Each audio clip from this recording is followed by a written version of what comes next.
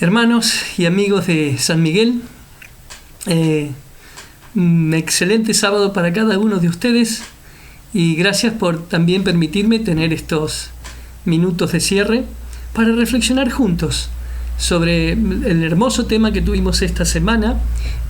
Acabamos de repasar cómo abordar pasajes difíciles. Está dentro de la propuesta que nos han hecho los autores Frank y Michael Hassel durante todo este trimestre. Cómo interpretar la palabra de Dios. Extraordinario tema. Este es uno de los folletos que yo marqué para guardármelos, que sea la posibilidad de consultarlo cada tanto. Así que va a ser un gusto ahora tener estos minutos finales con ustedes. La propuesta de la escuela sabática en esta semana nos habla de algunas virtudes y valores, principios morales, como condición para poder comprender adecuadamente la palabra de Dios, es decir, poder interpretarla conforme a la Escritura. Bueno, por supuesto que estos valores y estas normas que nos tienen que guiar en la interpretación de la Biblia están relacionados con facultades mentales, ¿verdad? Con nuestras facultades mentales. Así que tenemos que atender ese punto, fundamentalmente. La Biblia, el folleto de la escuela sabática lo enfoca particularmente a la actitud que debemos tener ante pasajes difíciles. Y bueno, lo primero que quiero decir es que los pasajes difíciles, en realidad, si lo vemos bien, son una bendición. Miren, ¿cómo nos sentiríamos si no estimulado al esfuerzo, al desarrollo, a profundizar, a aprender cada vez más, a cultivar cosas, aspectos en nosotros, a partir justamente de algunas dificultades que la palabra de Dios nos presenta al momento de leerlos? Así que es un motivo de agradecimiento. En realidad, esa dificultad depende ahora de la actitud que nosotros vamos a tomar delante de ellos. ¿Con qué actitud vamos a abordar? ¿Con qué disposición? Y los autores nos proponen algunos principios que han de guiarnos. Yo no voy a dedicarme a cada uno de ellos porque lo acabamos de leer, de estudiar juntos, de repasar en la escuela sabática, pero los menciono. La lección de la semana nos habla de la importancia de la honestidad frente a la palabra de Dios, reconocer sencillamente que hay cuestiones que no sabemos, que tenemos un riesgo de interpretarlo en forma equivocada y por lo tanto tener una actitud honesta. Esto es real, hay cosas difíciles de entender, tal como en el versículo de memoria Pedro lo presenta. Y también entonces habla de una actitud de humildad, esa necesaria disposición y fruto del Espíritu Santo para que nosotros digamos: Señor, necesitamos de ti, dependemos de ti.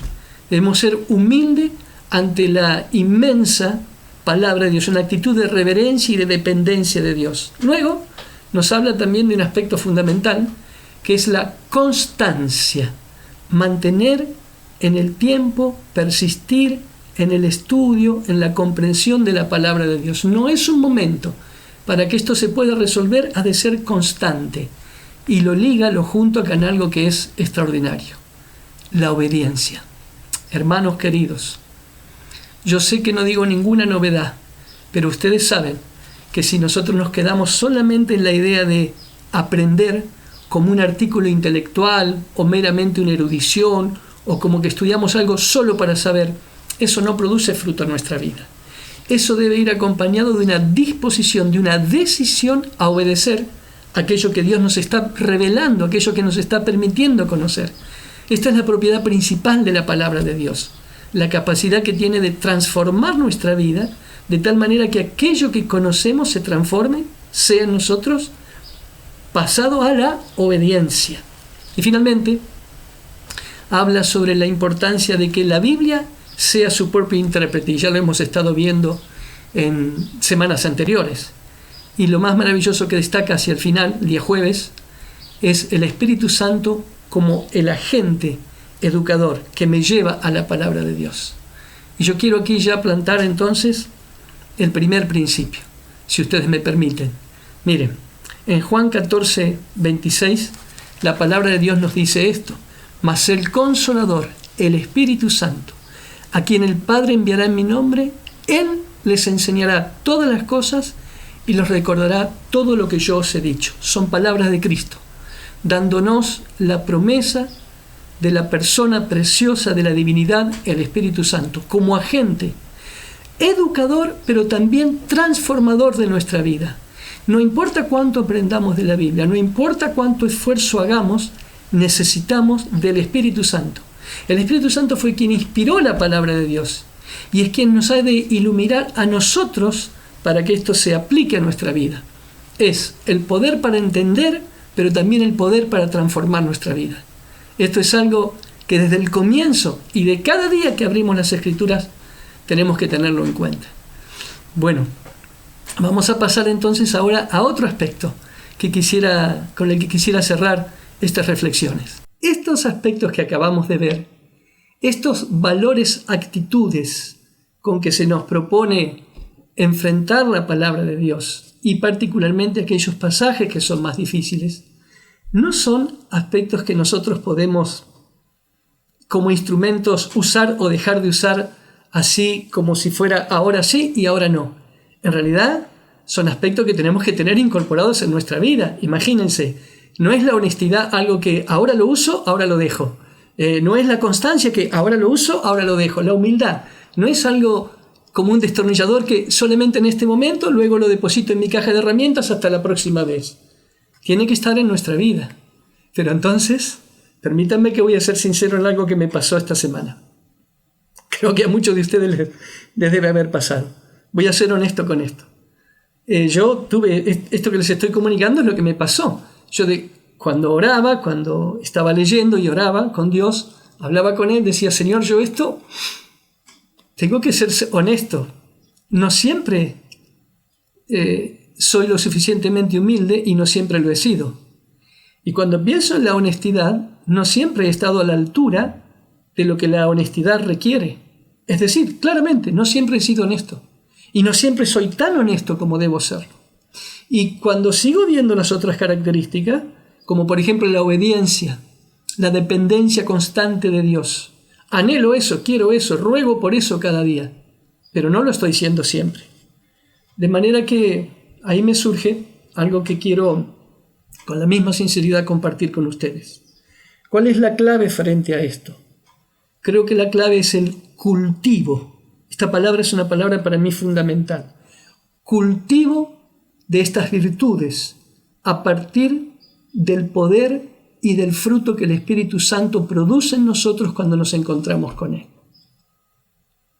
Están muy claros esos frutos en la palabra de Dios, especialmente en el libro de Gálatas, ¿verdad? Cada uno de ellos. Y esto implica siempre una colaboración con Dios, en lo cual yo necesito hacer un esfuerzo y una dedicación. Si me permiten un ejemplo muy sencillo.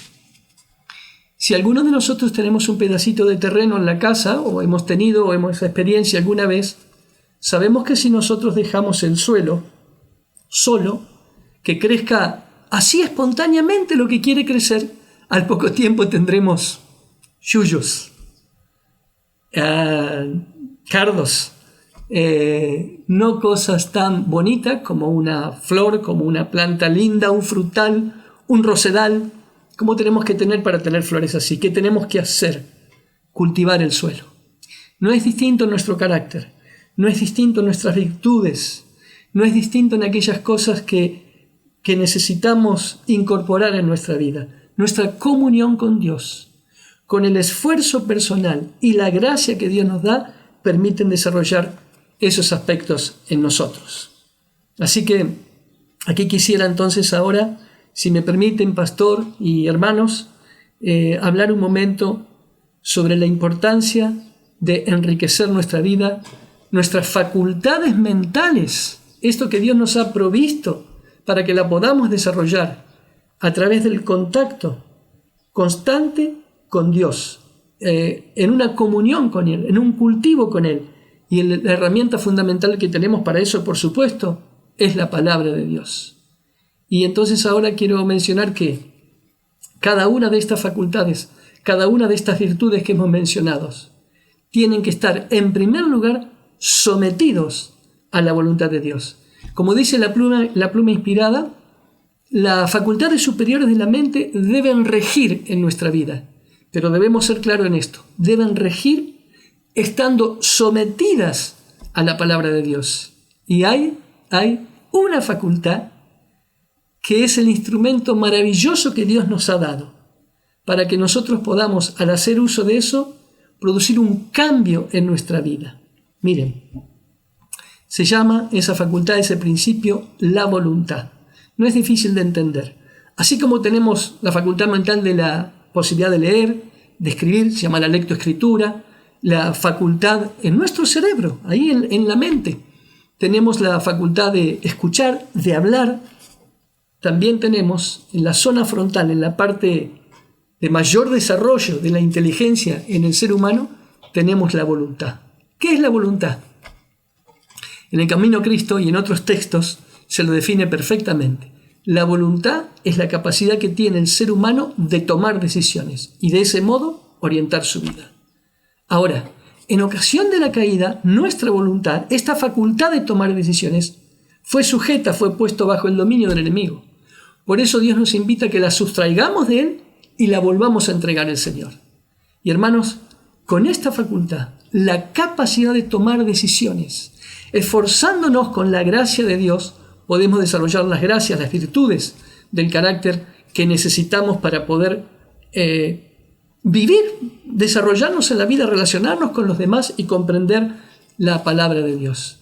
Es esta facultad fundamental que nos permite orientar nuestra vida, la voluntad, capacidad de tomar decisiones. Si la ponemos en las manos de Dios, Él nos dará la fortaleza que necesitamos para persistir en estos cambios.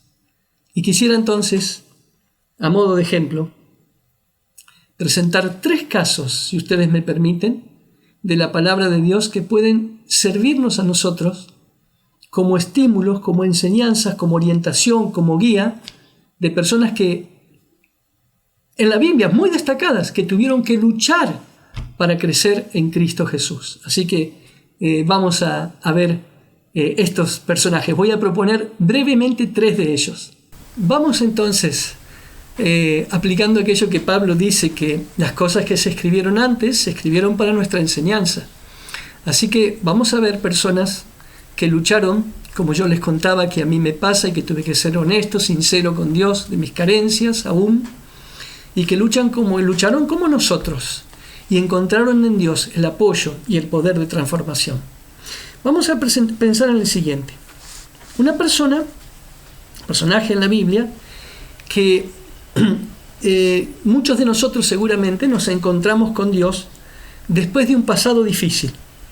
Incluso, supongo que ninguno de nosotros, pero en este caso una persona que había cometido homicidio y muchos hábitos de confianza propia, de sentir que él podía, de autosuficiencia. Me estoy refiriendo a Moisés, sus 40 primeros años en Egipto. Él sabía que tenía una misión y trató de cumplirla con el equipo interior que él había cultivado. Y fracasó con eso. Pero miren qué maravilla. Dios le permite ir al desierto. Está 40 años en el desierto. ¿Qué hace mientras cuidaba los rebaños ahí? Y ante la majestad de las montañas en el desierto donde estaba. ¿Qué hace Moisés? 2 cosas lo pone Dios en un proceso de 2 aspectos. Desaprender lo que había aprendido y aprender cosas nuevas. ¿Es así para nosotros? Sí, yo he tenido que desaprender muchas cosas y continuar aprendiendo nuevamente otras. Y entonces, el espíritu de profecía menciona un texto precioso.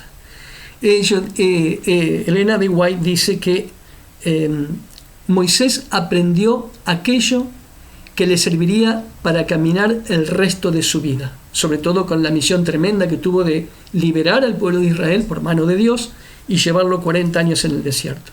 Y ella dice que lo que él aprendió fue el sentimiento de la presencia personal de Dios. Y entonces ahí estuvo preparado para la misión que tenía. El pasado tremendo, difícil, autosuficiente, que tenía que ser desaprendido. Ahora él aprende a caminar con Dios, ve la majestuosidad y el amor y el cuidado de Dios, y eso transforma su vida. Y miren, hermanos, voy a tomar un símbolo de esto. En Éxodo capítulo 4, en el versículo 2, después que Moisés ha dado algunas excusas y en el proceso para tratar de zafar de la responsabilidad que Dios le da, pero tiene una cosa muy interesante eso, está desconfiando de sí mismo, muestra que él siente que él no es capaz, que necesita una fuerza, como dice el autor de la lección de esta semana, precioso, externa a él. Entonces presenta algunas excusas a Dios. Y Dios le pregunta esto en Éxodo 4:2. Así, ¿qué es eso que tienes en tu mano? Me imagino la expresión de sorpresa de Moisés. ¿En mi mano, Señor? Una vara. Eso es lo que tengo. Y entonces Dios le dice que solo con ese instrumento va a hacer todas aquellas cosas que Él le está mandando. Hermanos queridos, prestemos atención ahora a esto. Cuando uno va al versículo 20 de este capítulo 4, esa vara que Moisés tenía en su mano, ahora la menciona como la vara de Dios. Y eso es todo el secreto. En el cultivo de aquel pasado difícil que traemos y en aquellos talentos que el Señor nos da, si aprendemos a caminar con Él y hagámoslo práctico a esto. Aquella cosa que tenemos en nuestras manos, por más sencilla que sea, por más cotidiana que sea, si ahora es de Dios, Él puede obrar las maravillas. Así que la pregunta es, estas facultades mentales que Dios te ha dado, ¿en manos de quién están? Y cuestiones cotidianas, el auto que tenés, ¿de quién es? Esta computadora con la que estoy grabando y que tenemos, ¿para uso de qué lo hacemos? ¿De quién es? La ropa que tengo, ¿de quién es? Los alimentos que como, ¿de quién son? Hermanos, si vienen de Dios, si son del Señor, el Señor obra a través de esas cosas para bendición para nuestra vida, y ese es el poder transformador, aún con un pasado difícil. Vayamos ahora, si me permite, pastor y hermanos, a otro personaje de la palabra de Dios, del que quisiera reflexionar unos breves minutos. Y siguiendo entonces, pensemos lo siguiente. ¿Qué me dicen de algunos de nosotros que hemos caminado por años con Dios, que incluso conocemos a Dios desde jovencitos, pero pecamos fieramente, erramos profundamente y cometemos un pecado consciente y gravoso? ¿Hay en la Biblia alguien así? Sí, y muy destacado. Por supuesto, voy a hablar un momento ahora de David. Ustedes saben, escogido por Dios desde joven para ser rey de Israel, en una manifestación de fidelidad y confianza en Dios pudo enfrentar algo tan impresionante como el gigante Goliat y vencerlo por determinación y por el poder de Dios. Y ha cultivado esas virtudes de las que estuvimos hablando de manera extraordinaria. Pero la comodidad, el lujo, el bienestar y el ir separándose de Dios hizo que él pecara gravemente. Y ahora la pregunta, por si nos ha pasado esto, en medio del cultivo de nuestras facultades y de las actitudes frente a la palabra de Dios. Si nos ha pasado esto, pensemos lo siguiente. ¿Qué hizo Dios con su siervo David? ¿Lo abandonó? Por supuesto que no. No lo abandonó. No solamente no lo abandonó, le envió un profeta, al profeta Natán, para que le hiciera reflexionar, volver en sí, y por medio de la obra del Espíritu Santo en él, arrepentirse y permitir que Dios lo transformara. Y díganme, hermanos, ¿cuándo nosotros caemos así fieramente, feamente, el Señor nos abandona o nos envía un profeta? Nos envía. ¿Abrieron la palabra de Dios esta mañana? ¿Abrimos la palabra de Dios cada día? ¿Quién escribió la Biblia? Los profetas. Ahí tenemos sus enseñanzas para nosotros. Y cuando es necesario, el Espíritu Santo utiliza esa palabra para llevarnos al arrepentimiento y transformarnos. Es precioso el texto que está en la palabra de Dios cuando dice que David era conforme al corazón de Dios. Impresionante. Claro, no lo era en el momento que él abandonó a Dios y que pecó, no. Pero Dios no lo abandonó e hizo que el corazón de David sea conforme al corazón de Dios. Qué precioso. Llamarlo así de esta manera, ¿no es cierto? Qué título hermoso, cómo anhelamos poder tener eso. Pues sencillamente hemos de encontrarnos cada día con el Señor para poder levantarnos sobre nuestros errores y seguir por su gracia en el cultivo de los rasgos de carácter que nos preparan para el cielo y nos permiten ser instrumento aquí en la tierra en sus manos. Quiero recordar por qué estoy insistiendo en estos casos. Porque yo necesité pensar en todo esto ante la realidad que me he visto al estudiar esta semana con toda sinceridad, que no alcanzo esa altura, esa norma. Sí que estoy en el camino, sí que le pido a Dios cada día, pero necesité pensar en personas que de verdad han luchado como yo tengo que luchar y por la gracia de Dios alcanzaron el blanco propuesto, solo por la gracia de Dios. Así que les propongo ahora el último personaje de la palabra de Dios, entre los múltiples que hay, pensar en alguien que caminaba al lado de Cristo y que amaba a Jesús, pero que su orgullo hacía que con frecuencia se resintiera. No le gustaba mucho que lo contradijeran. Y yo sé que muchos de ustedes están pensando en Pedro, pero no, ese es Juan. Ustedes pueden encontrar en el deseado de toda la gente es una descripción de cómo era el carácter de Juan antes de ser transformado. Y dice estas cosas: él se resentía, él era orgulloso, él se ofendía con frecuencia, tenía siempre una actitud así un poco áspera. Interesante. Hay un momento en que lo podemos ver a esto. Miren, ustedes conocen Lucas en el capítulo 9. Ahí Cristo entra en Samaria con el fin de llevarle un mensaje precioso de esperanza, de salvación a los samaritanos, y él es rechazado. Y entonces Juan y Jacobo se acercan a Cristo y le dicen: Señor, ¿qué te parece si le pedimos a tu Padre que envíe fuego del cielo y los consuma a todos?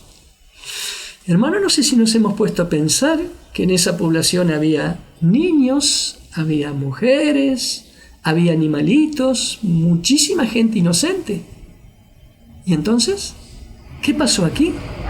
Bueno, lo que pasó acá es sencillamente que se dejó dominar por ese orgullo ofendido, herido, de que rechazaran a su maestro. Y miren qué cosa preciosa. Cristo se vuelve, dice el pasaje ahí en Lucas capítulo 9, versículo 55, y le dice: vosotros no sabéis de qué espíritu sois. Ustedes no saben qué espíritu les está haciendo decir lo que están diciendo. Y acá quiero tomar esta enseñanza preciosa. Aunque Juan tenía esas luchas y esas dificultades, aun cuando caminaba con Cristo, estaba siempre dispuesto a ser enseñado por su maestro. Él tenía un espíritu receptivo. ¿Por qué? Porque el amor de Cristo lo había conquistado.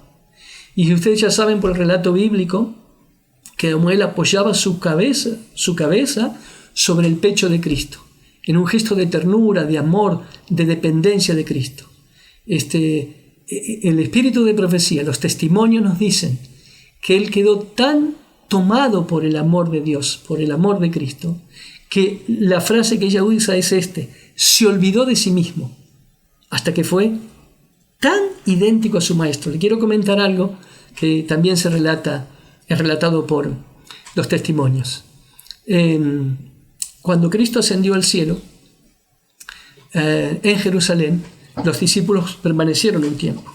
Y la gente, cuando veía a Juan que venía caminando, decían: ¿este que viene ahí, es Juan o es Jesús?